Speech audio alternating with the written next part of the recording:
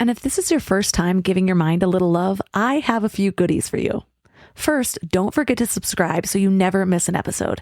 And second, sign up for the Morning Mind Love. Think of it like a weekday oracle from your highest self to help you start each day with a positive focus. Plus, you'll get 2 gifts absolutely free: a 30-minute binaural meditation and 30 days of journaling prompts to help you remember who you truly are. So join over 9,000 people and go to mindlove.com to sign up. Welcome to Mind Love, episode 284. Today's episode is all about how to befriend your nervous system for mind-body balance using Polyvagal Theory. Right. We come into the world with a expectation, a biological expectation that will be met by a regulated human who will then, care for us in certain ways as we learn to navigate the world. And for so many of us, that didn't happen. We didn't come into the world and, into the arms of a regulated human or a predictably regulated human.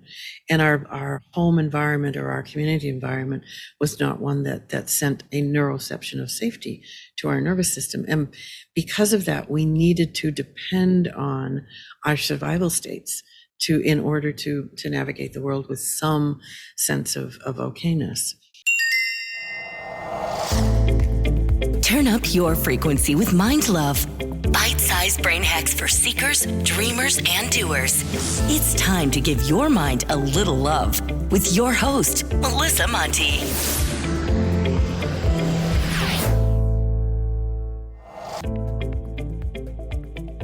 If this is your first time giving your mind a little love, don't forget to hit the subscribe button. Mind love is a habit, and the more you give your mind that love and intention, the better you'll feel about yourself and your life. Plus, it's really a win-win because more subscribers means Mind Love attracts even more amazing guests to bring you their wisdom.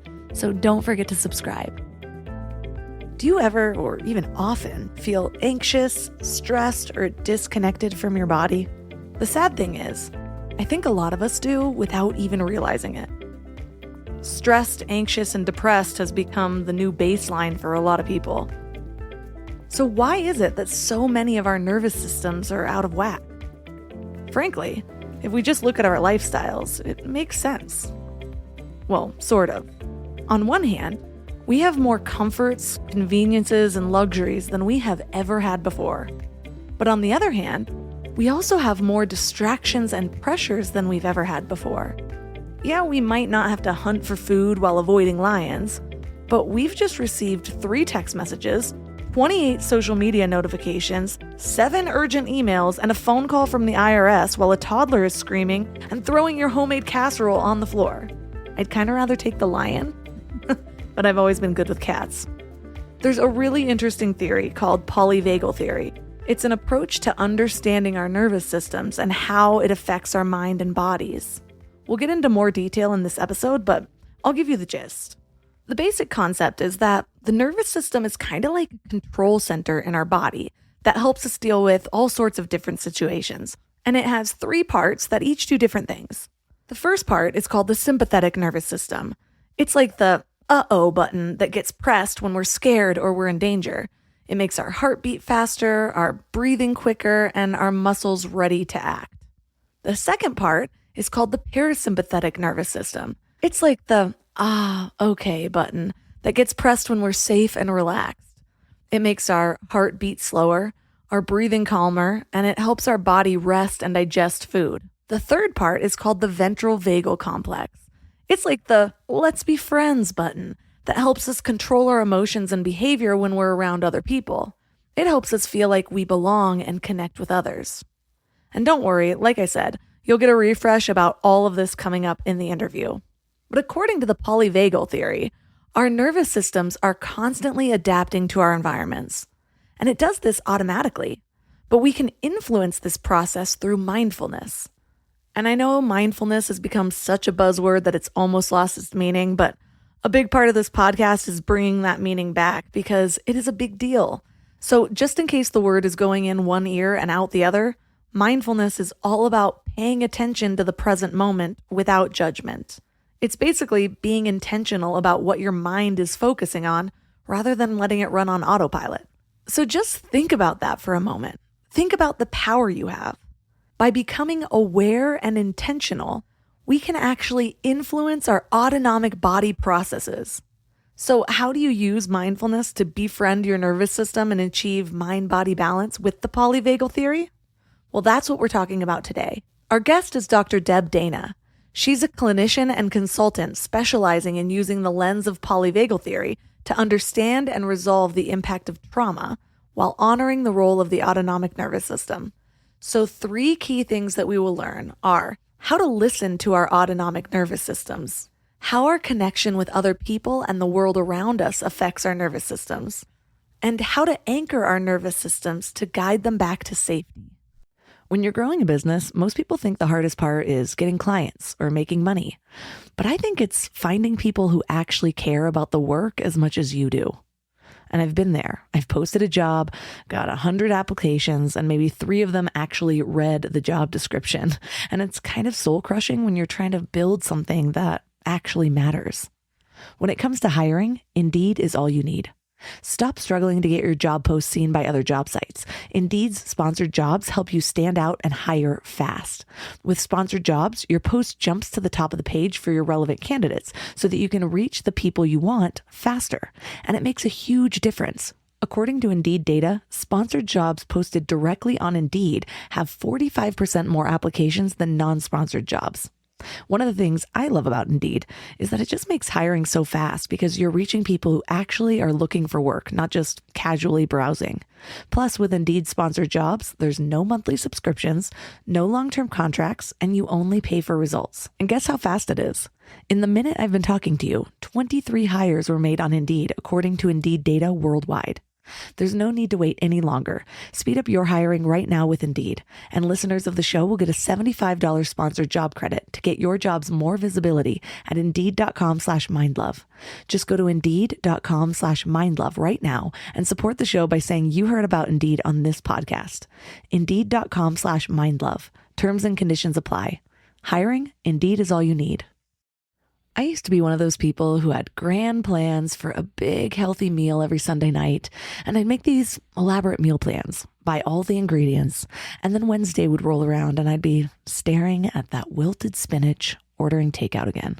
Shopping, planning, and cooking food really can be simple and stress-free, and that's why I love Hungry Root.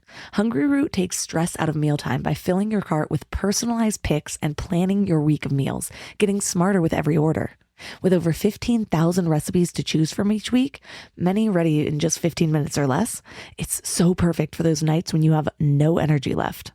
What I love most is their smart cart technology. It actually learns what I like and what I will actually cook. So no more buying ingredients for recipes that I'll never make. Everything that shows up, I actually use. They screen out over 200 additives, including high fructose corn syrup and artificial sweeteners, only high quality meat and seafood with no hormones or antibiotics, and they carry brands like Vital Farms and Ithaca hummus that I already trust. The time I've gotten back has been incredible. Instead of spending Sunday meal planning, I'm doing things that actually matter to me.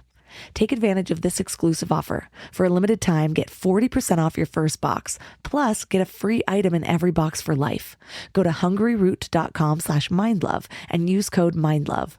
That's hungryroot.com/mindlove, code mindlove to get 40% off your first box and a free item of your choice for life. hungryroot.com/mindlove, code mindlove.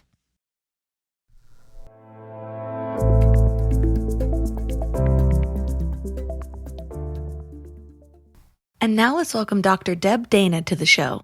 Thanks. It's lovely to be here with you. So to start out, let's get with the basics. What is polyvagal theory and what inspired your work into the nervous system?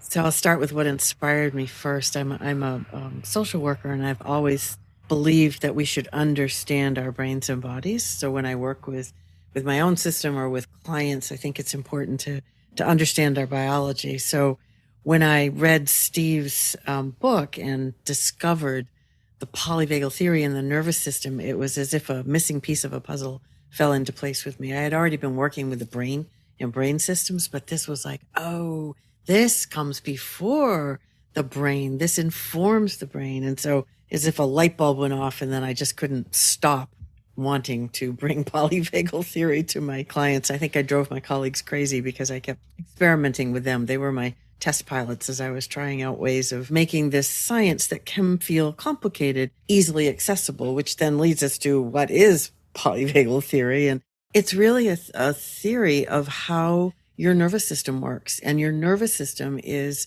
at the heart of your daily experience. It is where everything begins in this body system that is made up of states and parts and three organizing principles that I really think are so important: neuroception, hierarchy, co-regulation. And so as I embarked on this journey, I knew people wanted to understand, and I thought, I have to make it simple, but I think these words are really important for every human to understand. So I've stuck with them, and they're becoming more commonly understood and used. So neuroception is Steve Porges's word for how the nervous system takes in information, how it listens, because it listens not with our brain, but below the level of our brain with our body system that is a non-aware system. And so perception didn't really work. It wasn't an accurate word. So he coined the term neuroception, and neuroception uses three pathways all the time, moment to moment, listening inside our bodies. So it's listening to what's going on inside. It's listening to what's going on in the world around us. And it's listening to what's going on between our nervous system and another nervous system. So in this moment in time, your nervous system and my nervous system are getting to know each other. Our brains are directing traffic with language and questions, but our nervous systems are feeling each other out. Does it feel welcoming, or does it feel like a warning in what's happening in that space between? And I think that's the beauty of understanding that way the nervous system works, is that this conversation's always going on. And when we learn how to listen to it, we get so much information. So that's neuroception. And then very quickly, neuroception, if it brings in a sense of safety, moves me in one direction. If it brings in a state of unsafety, moves me in another. And the ways we move are that second organizing principle called hierarchy, which simply means that we have three basic states our nervous system chooses from. One that's safety and connection, and two survival states. And we enter into them in a certain predictable order. And so if neuroception says, ooh, this feels safe, right? Melissa feels safe to be with, then I enter into this state of regulation and connection. Right. But if it feels for some reason, a bit unsafe, I may enter into one of the two survival states. One is sympathetic fight and flight that most of us are familiar with. And the other one is what we call dorsal. And it's a state of collapse, shutdown, sort of floating away a bit, not really present here. So that's hierarchy. We have these three states: safety, connection, and two survival states. And then the third organizing principle that we just want to mention is co-regulation, which simply means that in order to truly thrive in our lives, we need to have safe others that we can connect with. I really appreciate understanding some of the scientific principles behind things, because I found that when I understand that, I actually retain the information better, which almost seems counterintuitive because sometimes it'll be over my head. And so I've got to spend a little more time there. But otherwise, it's just here's a method for something, and I don't know why, I don't know how. And so I try to understand all of that as much as I can, so that the information will stick with me, because it's information that when I do learn that, usually I end up being able to apply it to other things. It's not just this textbook thing. It's actually something that I understand in my life. And so I guess that brings me to the question, say we do get to really know what this system does and how to work with it in this episode. How does that benefit us? What does that give us the opportunity to do within our lives? Yeah. So, and first of all, I just want to say, I love that you love to get to know the why, right? Which really is what we're talking about. Why is this happening? And our biology tells us that, right? Our brain makes up a story that's trying to make sense of what's happening in our body, but our body is really where we want to go to know the why is this happening. So I love that you're on that journey with me. So thank you for that.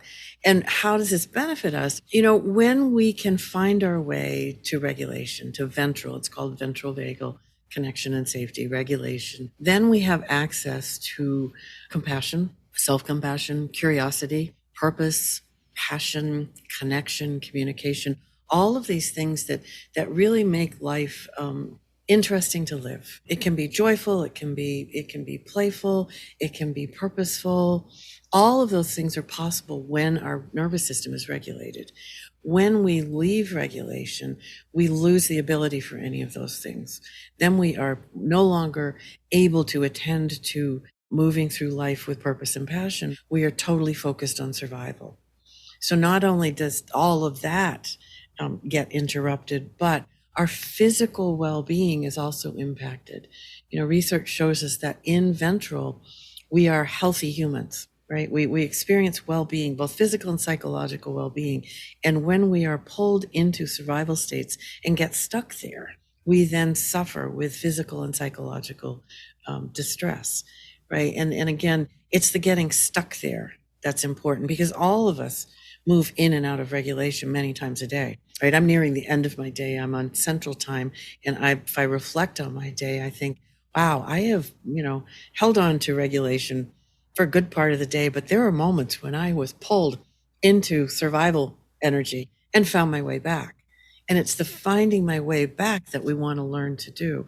When we get stuck in dysregulation, in a survival state, then we suffer. So that's, for people listening thinking, oh, I get pulled out all the time. Not a problem. Can you find your way back? That's really what we're teaching when we're working with the nervous system, is how to come back to regulation, where I call home. I call that our home, right? We come home to regulation because, in fact, that home is built into every human nervous system, right? And for some of us, we haven't found our way there, perhaps as easily or as often as we want.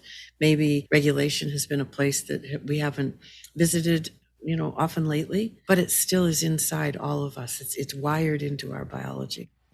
Why do some people have more of a tendency to get stuck there? A lot of it depends on our early experience, right? We come into the world with an expectation of a biological expectation that will be met by a regulated human who will then, care for us in certain ways as we learn to navigate the world. And for so many of us, that didn't happen. We didn't come into the world and, into the arms of a regulated human or a predictably regulated human. And our home environment or our community environment was not one that sent a neuroception of safety to our nervous system. And because of that, we needed to depend on our survival states in order to navigate the world with some sense of okayness, right? And so if that happened for us early on, or, if we suffered a series of traumatic events, then we get wired patterns of protection rather than patterns of connection. The hopeful news, the wonderful news from Polyvagal Theory is that we're not stuck in those patterns forever. We can rewire those patterns. But it does help us understand, if we reflect on our early experience, oh, my system took me to fight or flight because that was the safe place. Or my system took me to disappearing, becoming invisible, flying under the radar because that was the safe place. It wasn't safe for me to be out there and, feeling connected to another. There wasn't another to connect to. So that's really how those patterns get built. And then we enter into those patterns so easily as adults, don't we?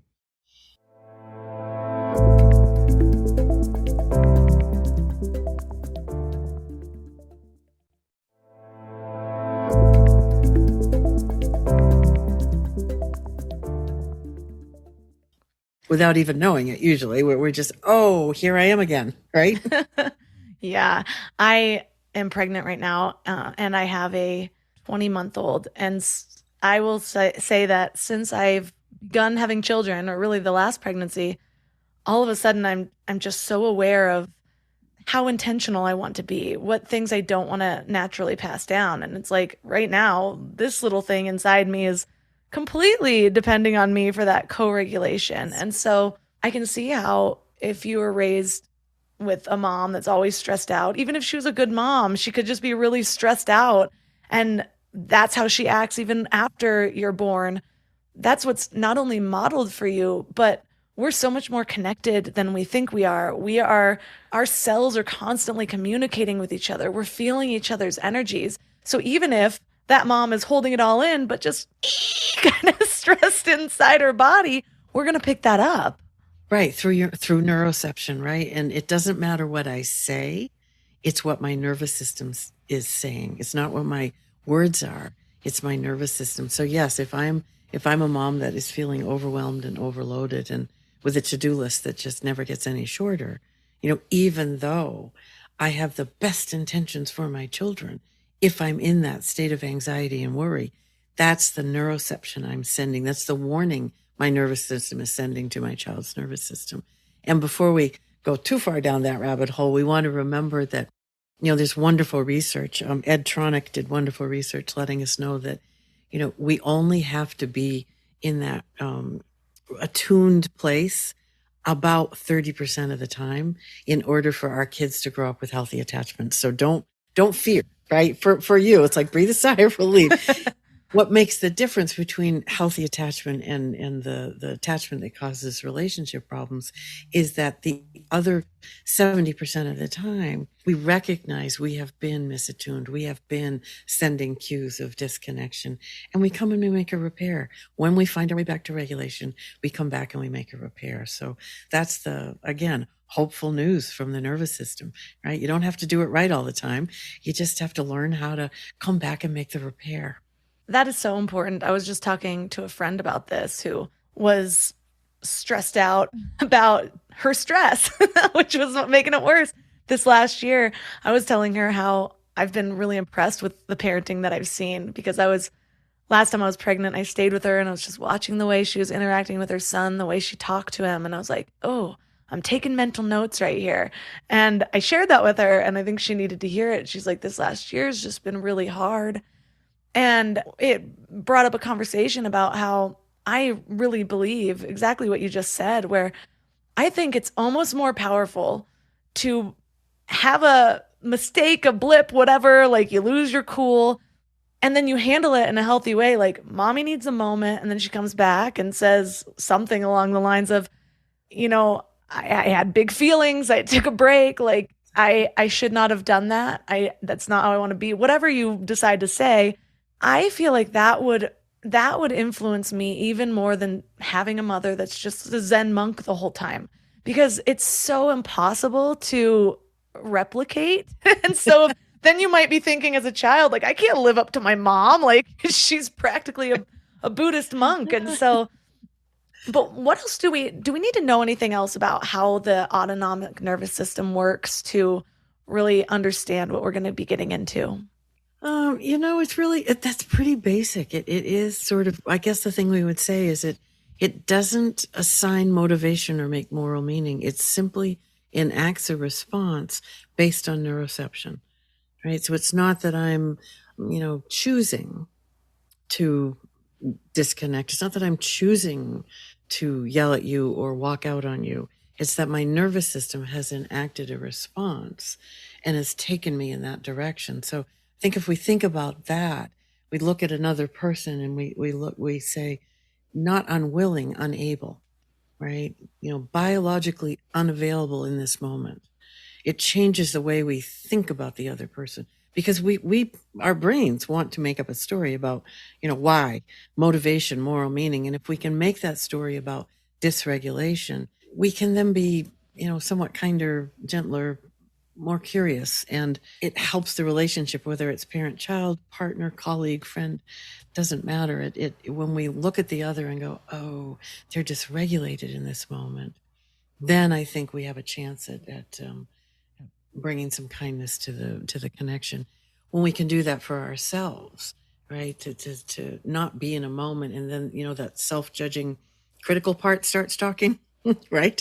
But instead of going with that, say, oh, I'm dysregulated, right? I have been pulled away from my ventral regulation and I am now entering into, whichever of those survival states is. It helps.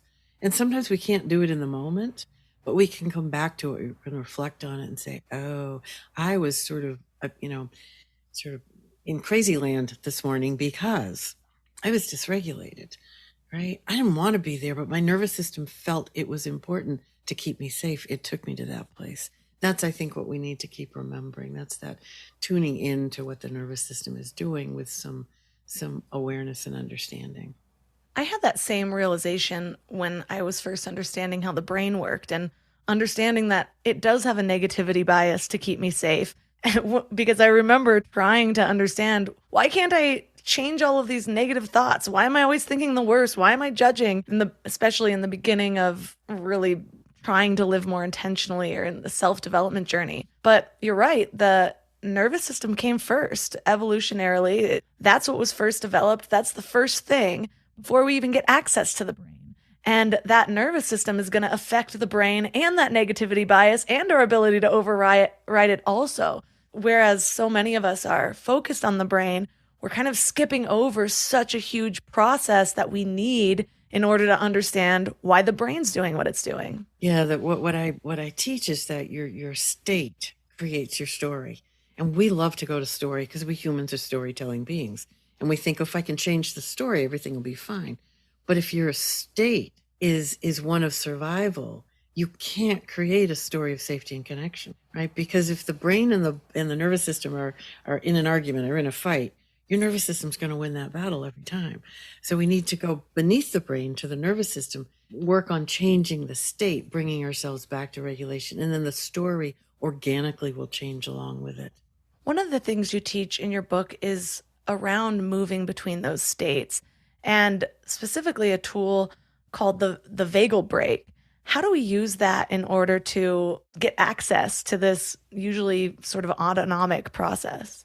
Yeah, so the vagal brake is this brilliant piece of our biology that is it's a ventral vagal circuit, and it goes from your brainstem to your heart, and it goes to the sinoatrial node of your heart, which is your heart's pacemaker, and its sole job is to increase and decrease the amount of sympathetic mobilizing energy you have in your system. And it does it by allowing sympathetic energy in, but keeping you out of the sympathetic survival state of fight and flight. So when we need a little more energy to go for a run, or to get to the grocery store quickly, or to, any of these things that we need energy for, we need to move for, our vagal brake will release a little bit so that we have access to that energy. And then when we want to come back to a state of more calm, we want to rest for a moment, the vagal brake will re-engage and the sympathetic energy goes to the background. And really, we're doing this all the time, every day, right? When you and I are having a conversation, as I'm talking, my vagal brake releases to give me energy to talk.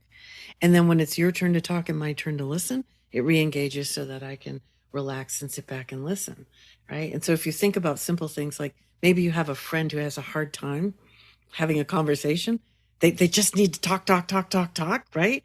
Their vagal brake is struggling to do that, relax and re-engage, right? So all of this, even, a friend who you might say, oh my God, I can't get a word in edgewise, right? If we look at their biology, it's a vagal brake efficiency problem, right? If you think about kids, kids, they're playful and they get really sort of to that edge. And another moment they're going to go over the edge into overwhelm or out of control. And, someone comes along, mom, dad, older sister, grandma, whoever, and just helps them just calm down just a little bit. That's a vagal brake exercise. They reach it and then they calm down. And then they go back and they calm down, right? And that's what we need, and we're growing up, people around us to help us have that vagal brake exercise, that experience. And if we missed that growing up, then in our adulthood, we can feel that. Maybe, I need to talk all the time, or I have a hard time slowing down, right? That because I didn't get that experience growing up. And again, we can build that experience. We can practice that. Our vagal brake can work more efficiently. So, vagal brake is such an important part of our biology, and so important for being healthy and being able to engage, with the world in a way that feels connecting, and with others in healthy relationships. So, one of the ways we can think about it is, I use a metaphor, an image, usually when I'm working with people. Think of something that you can control the size, the shape, the flow of, right? And that becomes the image of your vagal brake. And it could be a a dimmer switch on a light or a volume control knob or curtains you open and close, something that you can manipulate in that way. And then when, we think about, oh, I need a little more energy right now, like I'm thinking my grandkids are coming over tonight. I better have some energy, right? So I may need to release my vagal brake just a little bit. I need to turn up the volume a little bit. So I have a little bit more in my system. And then when they leave, I can turn the volume back down again. And so I can rest, right? So it is something we can learn to actively operate. And that makes life moving between things and transitioning and finding the energy we need more easily accessible thing, right? It doesn't always work. Certainly that there are moments when I'm overwhelmed and it's like, nope, it's not going to work, right? And that's okay. That's okay. Again, it's practice. And as we practice, we get better at it. Yeah, I was actually thinking about myself in my 20s when I was prescribed Adderall. I was that person that could not let somebody have a word in. And I remember specifically this one experience. And I think it was when I was developing more awareness, because I had sort of gone into the self-development journey, trying to be a better friend, trying to listen to myself better. And that was one of the reasons why I was really motivated to get off of it, because I was realizing how many of my processes that it would sort of take control over. And that was one of them. And I just remember like talking to a friend, and it was like there were two voices in my head. One of them was just observing, saying like, sit down, like you want to hear what she has to say. What you're saying is not even that important. And the other one was like a wild puppy, just like, I just have to get this story in. I have to tell you 3 more stories about my life, because somehow we're not going to get through this conversation if you don't know what happened to me when I was 7.5. Right. Right. It's a lovely example of your vagal brake being, released too far. And I love that you had that other voice, you had a bit of ventral observing energy, but there wasn't the capacity to grab the vagal brake and re-engage it a bit. So that's true for so many of us. And it's true for all of us sometimes. There are those moments when you watch yourself and you go, oh, not good. And yet you just keep on going, right? You can't stop, right? So, the nervous system has a mind of its own. And there are times when the vagal brake, when you have to work really, really hard to Sometimes those negative states just feel addicting. Like, especially when I'm like mad at my husband and I'm like, nope, I'm going to stay in this. And I'm like, have that other voice. But why? You're not happier here. This isn't helping anything. This isn't adding to your life. So I've got to like negotiate between the two, sit down, take a break, and then come back and be a little better.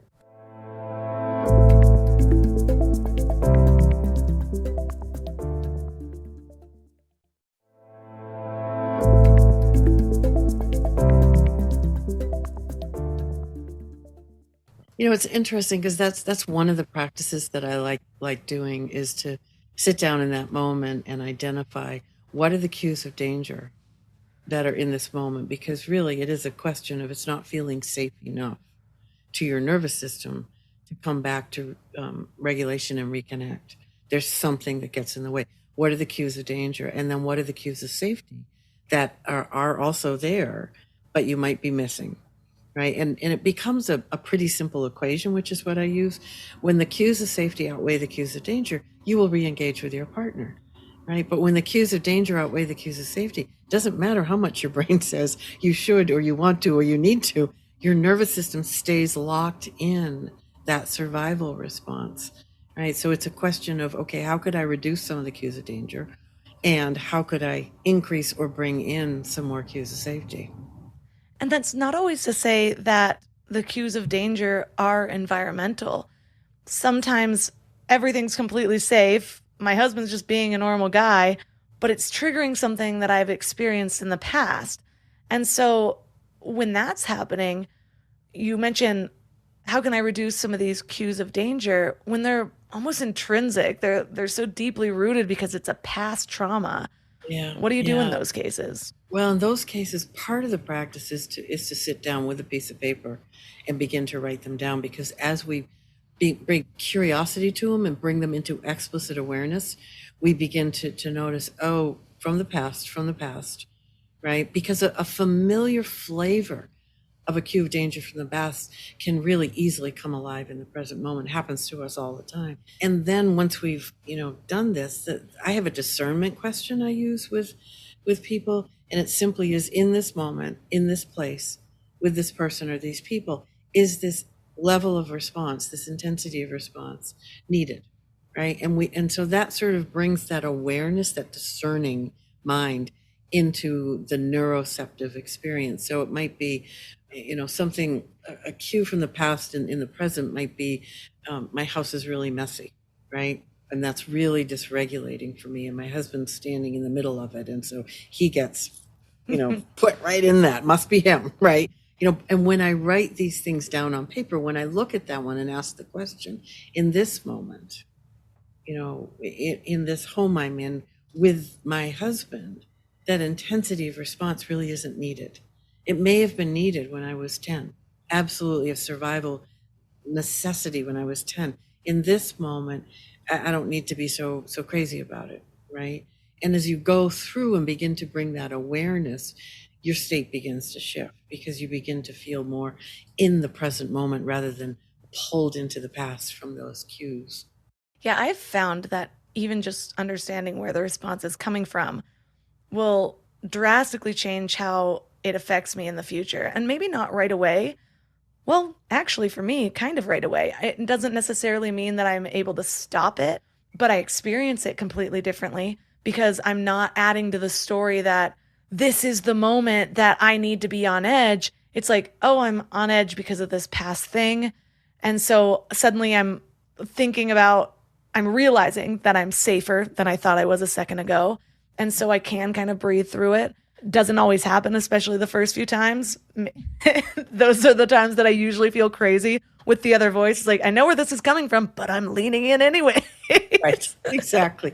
And sometimes that's because our resilience is low, right? When our resilience is low because it's been a crazy week or an unrelenting day of stuff, or I'm physically not feeling well, we are much more prone to go down those survival pathways. Even though I may have the voice that still can recognize, but I don't have the resilience in my system to make that U-turn. Yeah. Yeah, it happens in two different states. My husband and I realized where we both wouldn't stop. One of those is when we were drinking. One of the reasons I don't like drinking anymore, even just like a glass of wine, we were way less likely, and we are very good at actually not going too far in our fights. Like we don't fight. I don't know if we've had a fight for longer than an hour in like years, but it's because we're both pretty self-aware. We're both compassionate. We share what we're going through. So we're able to see each other's reactions in a different light rather than just how offended we feel or whatever. But those drinks would make it worse. And then now pregnancy. So oh, yeah. I'm like, just the other day, there was something so dumb that I can't even remember what it was. And I was just like, not letting it go. I'm like, well, want to talk about the way you said that to me? And he's just like, I'm going to walk upstairs because you're pregnant. And he's like, you okay? And I'm like, maybe, but I might want to talk about this later. And it was so ridiculous that I was almost leaning into it as a joke. Like I was like making fun of myself while still just getting it out. And I have to say it felt good. Yeah. Or I thought it did. I convinced myself it did.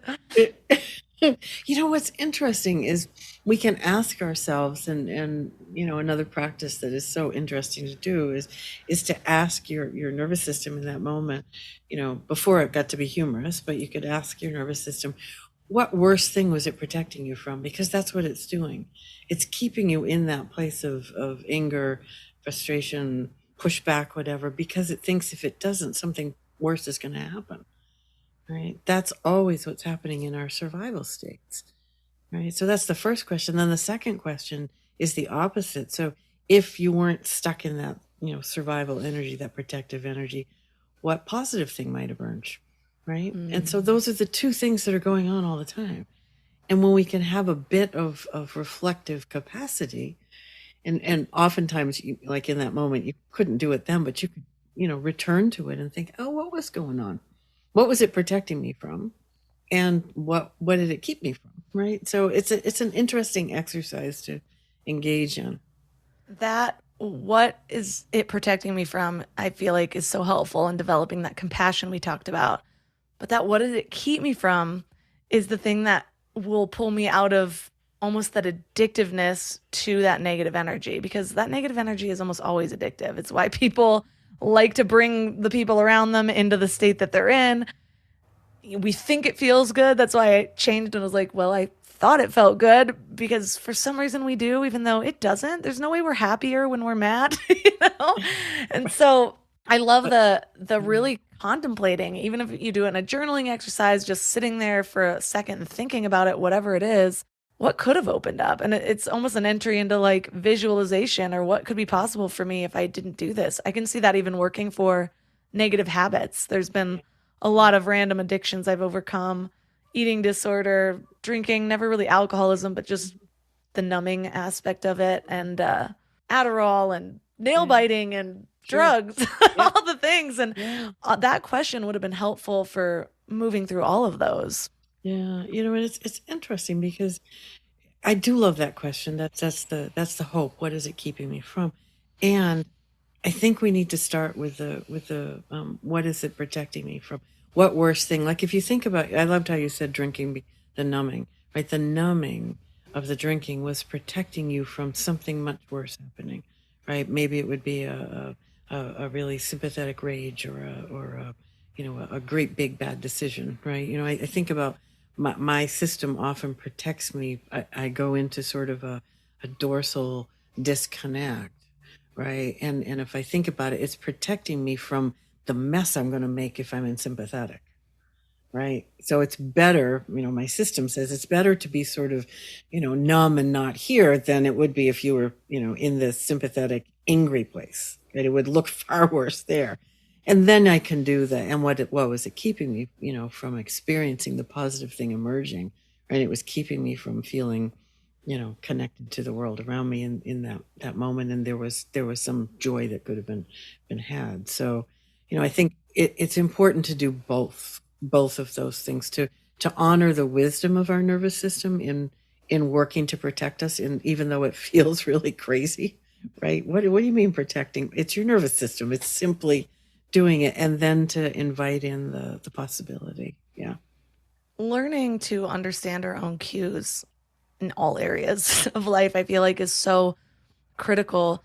I remember when I first started trying to learn how to be a better human, I was so focused on changing myself. And what changed was that I began focusing on understanding myself more.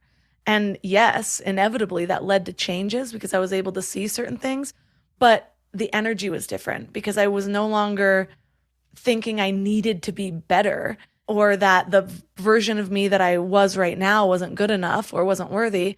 I was developing compassion for that version of me, and also being really thankful that she was the one who started this path for me. And then I just see, and then I tweak, and it was more about me feeling better in my body rather than being a more worthy person to the outside world. And so what we were just talking about, and kind of tuning into this, what is keeping me safe, or what is this keeping me from? Such great practices. They're also kind of in the middle of a trigger, and it might be a difficult place to start for some people because they're already sort of overwhelmed with emotion. But you have some exercises that help us learn to listen to our autonomic nervous system and practice when we're not currently triggered. Can you share some of those? Yeah, and that is the best time to practice when we're not, and both because it makes sense, but also biologically, when we leave ventral regulation and we move into sympathetic or dorsal survival, our prefrontal cortex goes into hypoactive mode.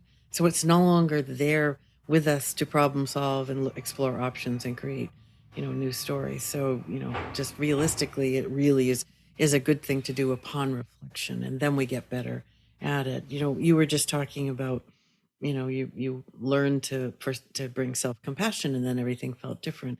One of the practices that I love to do and ask people to do, again, upon reflection, is the story of 3 states that I really love. That if you think of a moment when you were slightly dysregulated, slightly challenged in your day, right? And if you look at it through your sympathetic survival energy, that anxiety or anger, and listen to the story that came there, right? So, today was a day of I've been a long online day, right? And I couldn't find a link for one of the things I was supposed to do. And if I take that moment, just a simple little moment, right, which I could make into a huge moment, right?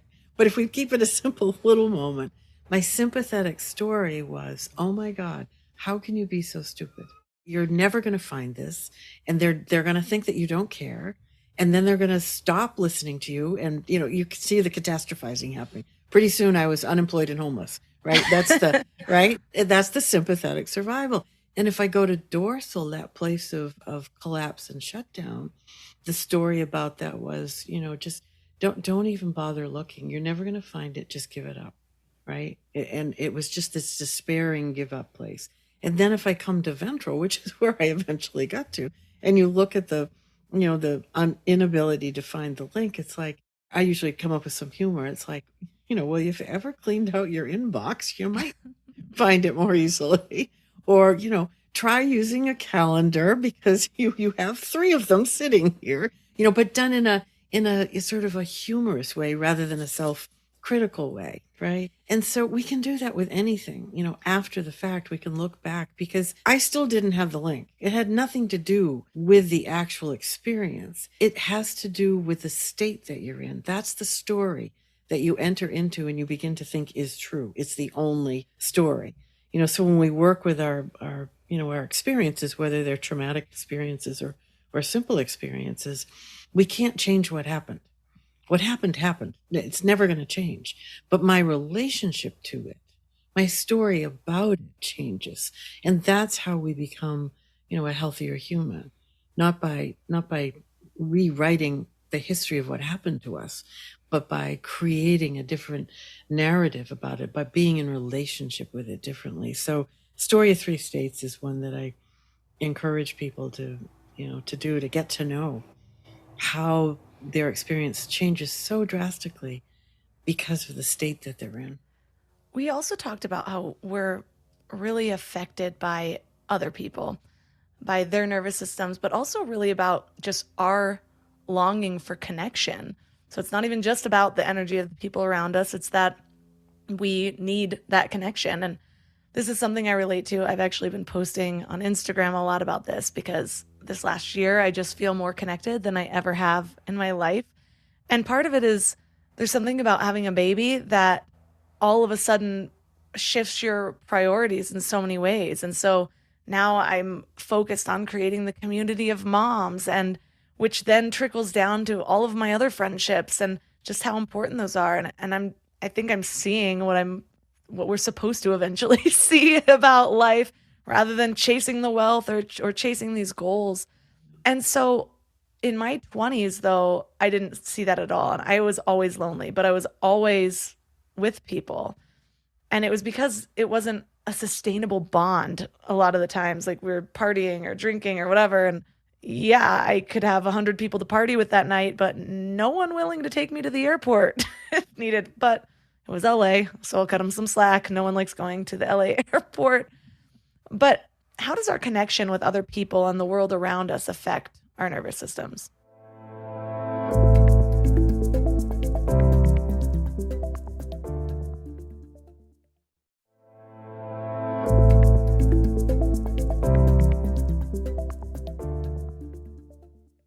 How does our connection with other people and the world around us affect our nervous systems? Yeah, it's such a great way to think about things, that we can be lonely surrounded by people, or we can feel profoundly connected with just one other person in our life, right? And so it's not the number of people, it's the quality of the connection. Does it nourish your nervous system, right? Or is it, is it simply a social thing you do, right? Because there's a difference. And so, solitude, we all need solitude, right? And which is this moment of being safely connected by ourselves, not loneliness, solitude. And then there's loneliness. So that's one end. On the other end, there's socially connected and engaged. And then there's too social, right? And so we have all of these different flavors of connection. And it's our job to figure out, in this moment, what am I longing for, right? And if we think about a continuum of solitude to social, we all are somewhere on that continuum, and we naturally land somewhere. Like, I naturally land more on the solitude end.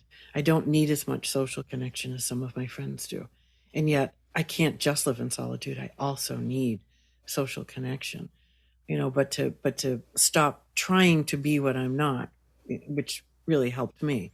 Like I would look out and see everybody who was, being social and doing these things. And I thought I should be doing that too. When my nervous system said that's not what's nourishing for it, right? As soon as you hear yourself saying should, you want to stop, because should is not a regulating, connecting word. It's a survival word, right? I should, I need to, I have to. Those are survival words.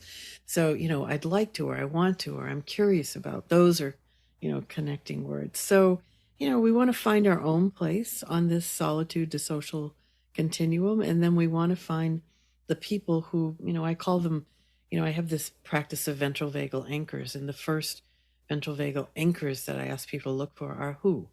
Who is a person in your life who you just feel safe and comfortable around, right? You feel welcome. You can come in your messiness or in your regulation, right? You're the person you could call at 2 a.m. and they would come. They might not drive you to the LA airport, but they would come, right? They would appear, right? That's a ventral vagal anchor. And I think we all need one of those in our life. And one may be enough for people, right? So that's the social connection piece, the who. And the who, because people are dangerous. That's what our nervous system learned for many of us. People are dangerous. And so trusting another to be a predictably regulated, welcoming being is challenging. And, you may start with your dog or cat. For many of my clients, many of the people I worked with, that's where they started, right? Their dog or their cat was the dependable mammalian being that they would connect to, and then we would branch out from there. But yeah, we need somebody. We're wired to be safe in connection with another being, right? And we can't fully experience well-being without that. So, and it maybe just be one. It's okay, right? So yeah, and again, I think the question really that I love is, what does my nervous system need in this moment? What feels nourishing? And what feels nourishing to me and nourishing to you may be very different, right? So I have to trust what my nervous system is telling me. I love that question because I've framed it before in sort of weeding out who I wanted in my life versus not, because I definitely had to go through a pruning process when I was aging and moving through stages. I was just such a party girl. And so there were some friendships that I held on to, I think, a little too long. And so then it was like constantly friction. And I used to ask myself, does this relationship give me energy or does it deplete my energy? And I still think that's a really powerful question. But when you framed your question with what is nourishing to my nervous system, different people came up because it's such this sense of calm. And maybe that is energy, because usually I can almost feel it tingling on my skin, but I'm also so calm. And so it's this different way to look at it. I have specific people that came to mind where you just feel loved. Yeah, I can show up as the worst version of me and I can show up as the best and I feel accepted. I don't feel like I need to be any other way. They're just like a loving arms to go into. So I really like that framing of it. One of the things you talked about when talking about that connection was something called prosody. And I thought that was really fascinating because I've never heard of it, but that our nervous system actually listens to the sounds of our own vocal intonations. Can you talk about that? Yeah, it's listening to prosody is your tone of voice, right? I love to think about it as the music of the voice. So, there was a great experiment where people recorded a story about themselves, and so they knew the story and they knew what it felt like.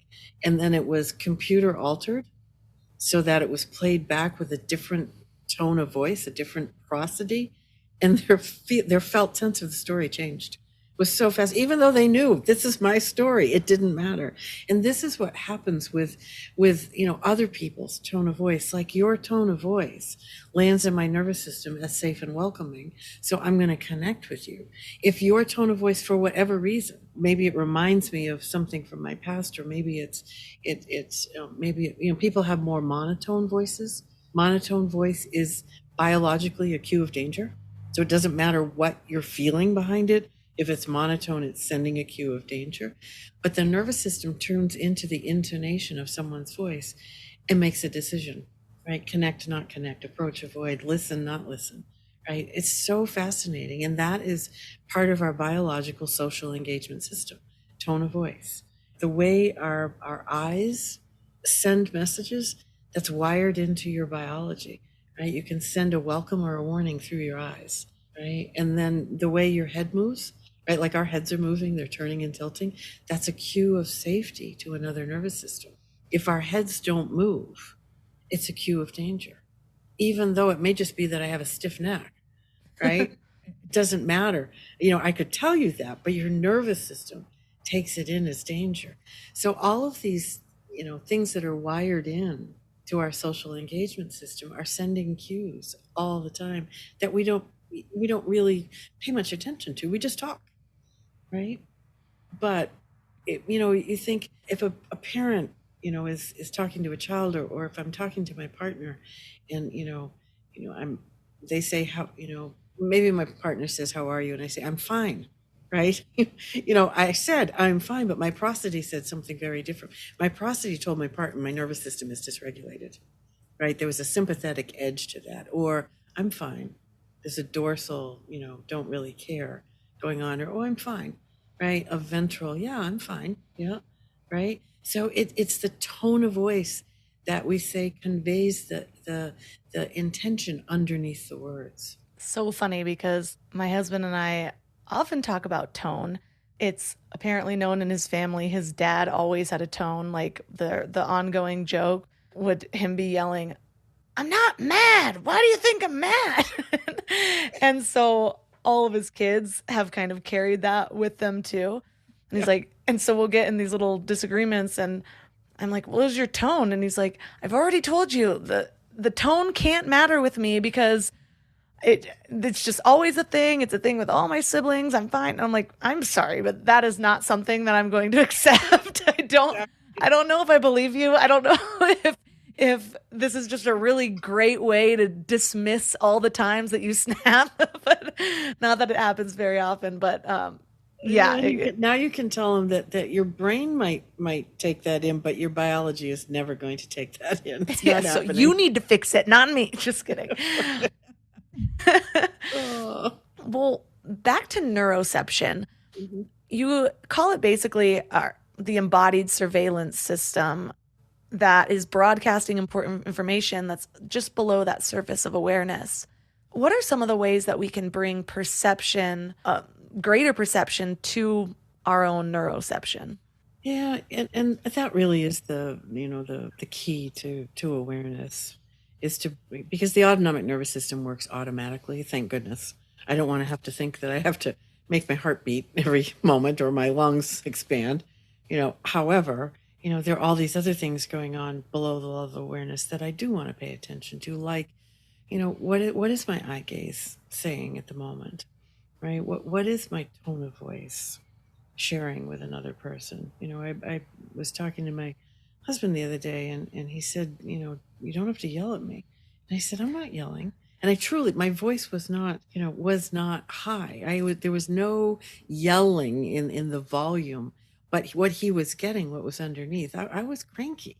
And so he said it as yelling when it really, was, yeah, I'm a bit cranky at the moment. Right. And so, to find ways to, yes, except when others, point that out to us, it's harder, but to find ways to sit and notice for a moment for ourselves, and so, I think one of the things that we get good at doing is, I call it the notice and name practice. Get good at stopping randomly during the day and just notice, where's my nervous system right now? Right. And if I had done that before interacting with my husband, I would have noticed, oh, I've got a lot of sympathetic, frustration going on, right? Which is going to impact this conversation. So let me take a breath. Let me, go out for a walk. Let me do whatever it is so that I can come to regulation before I have the conversation, right? So notice where you are, name it, and then decide, if I'm venturing into a survival state, what could I do to bring a bit more regulation? right? And maybe there's nothing I can do right now, which then says, don't engage with whatever you were going to do, right? Take yourself away or wait until later or name it for the other person. Like you and your husband, you could say, I can't have this conversation right now because I'm unable to be present, right? Not unwilling, but I just, my biology won't let me be here right now. So those are the ways that we can begin to use this understanding of the nervous system and create this language and this understanding with other people, because then we're speaking the same language, we're on the same page, and we can find our way together to regulation and connection and I don't know, I keep saying a kinder world, but I do think that's what we need right now. If we can find a way to have more people coming to regulation, then the world will feel like a safer place. For sure. I was just having a conversation with some of my other mom friends, and somebody said they took a workshop. I asked what their biggest takeaway was, and she said just learning a different side of the idea of never going to bed angry. And this person was saying, go to bed angry. Like, you don't want to force yourself to have this conversation. And it's so true, because when we're in that fight or flight state, we actually do not have the ability to think logically. And so we're not going to be able to see the other person's side, anchor ourselves into safety. And so rarely do I get in a fight right before bed. So I don't think I still need to go to bed angry. However, my husband and I both know, I think men in general like to do the let's solve this right now more often. At least that's been my pattern that I've seen. Whereas I know that I need to take a few minutes. So I can calmly say, I don't need to angrily storm off, because that'll just trigger a whole nother thing. But I'm stepping away to take a few deep breaths, to meditate for a minute, and then we'll talk about this. And it's pretty easy to be understanding when somebody's just voicing their boundaries that way. It's nice because you don't just say, I need to go away, but you say, and I'll be back. Yeah. Right. That's the piece that, I can't do this right now. I can do it as soon as I find my way to a bit more regulation. Right? It has nothing to do with you. It has to do with me and my system. And as soon as I find my way back, then we can have that. Yeah. Because you can't make a repair until you're regulated. It's impossible. You can't do it. So yeah, I love that you said that. I'm going to step away. I'm going to do this, and then we can talk. That's lovely. That's a cue of safety to another nervous system, right? You're not abandoning me. You're not saying this doesn't matter. You're saying you need some time and you will come back. That's really beautiful. So for that time that we take away, I'd love to leave listeners with a practice that they can then try at home. And you have a bunch of them, but what is a practice that we can focus on this week that will just help our nervous systems anchor into safety? I mean, I think finding our own anchors is probably one that I appreciate, because I can't always reach out for somebody else. Sometimes I can. So I have a couple of people in my life who have been with me on this journey for a long time, and I can simply send them an emoji and they know, right? And they'll just send me an emoji back, because I don't want a great big anything. I just want to know I'm not alone. Right. So that's a who, we have, I call them touchstones, which are these objects that we can hold on to that remind us that I do have ventral energy, right? For me, it's beach stones, because I love the beach. And I, often grab a beach stone that's a reminder of, oh, right, ventral does exist inside me, right? And then, places you can go that remind you. That's the where's a place where when you're there, you just feel, oh, okay. It's that reminder we can reach for regulation, because that's what we're needing to do. And again, our systems all do it differently. So, touchstones, people, movement, music, right? Music is an easy one. You have certain music that you love, and, you can create a playlist, and you can just, play your playlist, because music will take you to that place of feeling regulated. It's again, create a menu, right? It's really what I tell people to do, because our menus are personal to us, and they're a way that our nervous system says, yes, oh, this, and I need a menu, because sometimes I do want to go out and stand in nature, right? And other times I can't get outside, so I'm going to, turn on some music. And other times I don't have access to music, and I'm going to, grab a beach stone. So I have to have choice in order to be able to find my way in that moment to regulation. So I guess it's not a very productive answer to your question, but I guess the thing that I would invite, your listeners to do would be to experiment and see if they can find 3 or 4 things to put on their personal menu that reliably when they can reach for and have a reminder that, oh yeah, my nervous system knows how to find the way to regulation. It knows what that is. I appreciate that because that's one of the things that I teach is having the choice. And it was because in the beginning of trying to grow, I would learn a way to be or something to do, a method, and it would work really well, and then it would stop working. And I would just think, oh, well, this was crap, or, oh, I'm just not the type of person that can continue growing in this way, and I'd end up beating myself up. What I realize and know now is that I need to switch things up. And it reminds me of this story I used to tell of this guy told me how he bought his mom a Fitbit or his mom asked for a Fitbit or bought a Fitbit, something like that.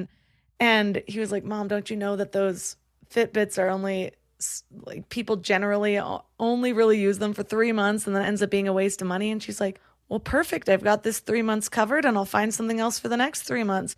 And I'm like, that is exactly how I am. I recently switched productivity journals and I love the last one and I will probably go back to it. But I just needed to switch it up because I was getting bored of my old routine. And so now I just know it's based on my mood and it ends up motivating me to check in with myself more so than just reach for something outside of myself anyways. Like, oh, I feel triggered, I need to go on a run, or I feel triggered, I need to do yoga. It's like, okay, well, what kind of trigger is this? How am I really feeling? What do I feel like I need? And that in itself is a practice that can begin the regulation on its own. And so mine are either doing a little yoga flow, sometimes going on a walk. A lot of times that works, but sometimes it doesn't because I will find myself walking angrily and adding to the story. And I'm like, no, I need something else in my mind. So the music will be helpful. But right now, I actually have it on my desk. I have this little ball called the Reflect Orb, and you put your fingers on it and the light changes color based on biofeedback. And so it'll tell you when you get to calm.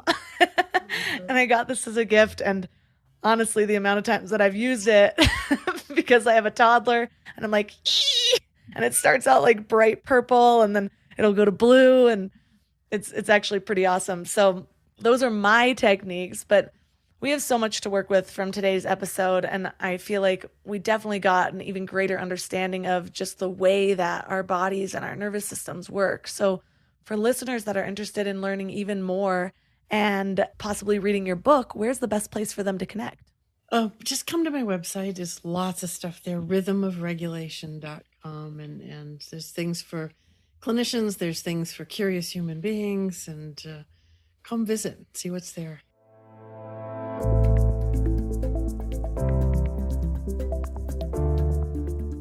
All the links for this episode will be at mindlove.com/284. Your challenge for this week is to actually do a little exercise that I sent you in the morning Mind Love this morning. So it's all about practicing anchoring your nervous system. If you don't already subscribe to the Morning Mind Love, you can subscribe at mindlove.com, just right there on the homepage, or you can text the word morning to 33777. But I lead you through a very short and easy exercise to practice anchoring your nervous system. And it's so short and easy that it's something that you can take with you in the future, something that you can practice over and over again whenever you do feel your nervous system dysregulated. However, it's also really great to practice when you're not already in that moment of crisis, when you're not already triggered. That's when it becomes much more helpful because you don't have that natural tendency to resist. You want the progress. And so it's kind of like when you're in elementary school practicing fire drills before there's a fire. If you give your body and mind the steps to walk through when you aren't in fight or flight, then it's going to have an easier time doing that when something big does happen. So check out today's Morning Mind Love for that exact exercise. I've been practicing it all week and it's been really, really helpful. So let me know what you think about it. You can go ahead and reply right in the Morning Mind Love and let me know, or you can reach out to me on Instagram at mindlovemelissa. And if for some reason you have a hard time finding it or you aren't subscribed, reach out to me on Instagram and I'll send it over. If you are interested in any of my sponsors in this episode, you can find all of those sponsors at mindlove.com/sponsors. I also have a really exciting brand new membership with all sorts of exciting masterclasses that are just continuously being added to throughout the year. So not only did we get 2 in January, but we have 2 in February as well. And so these are really great ways to integrate what we learn in the show into your real life, because it's one thing to just listen, it's another thing to take action. Action is where the integration happens. This is where the real change occurs. So if you've been looking for someone to hold your hand through some of this, or you've been thinking that you need a coach, or dabbled with the idea of a therapist, not saying that I'm a therapist whatsoever, but there are many of you that I know feel like therapy didn't work for you, or it's not something you're interested in, especially if you're someone like me. And so for me, it's really helpful to have those self-coached practices that I can do on my own time that will move me forward. That is how I have done all of my transformation for the most part, is by learning and then actually applying the things that I've learned. So the Mind Love membership is such a wonderful way to do that, because you can do it on your own time and we walk you through step by step. So that's at mindlove.com/membership. And that's all for today. So thanks for giving your mind a little love today, and I'll see you next week. Thanks for tuning into Your Higher Frequency with Mind Love. Head to mindlove.com for a free gift to keep your vibes up until next week.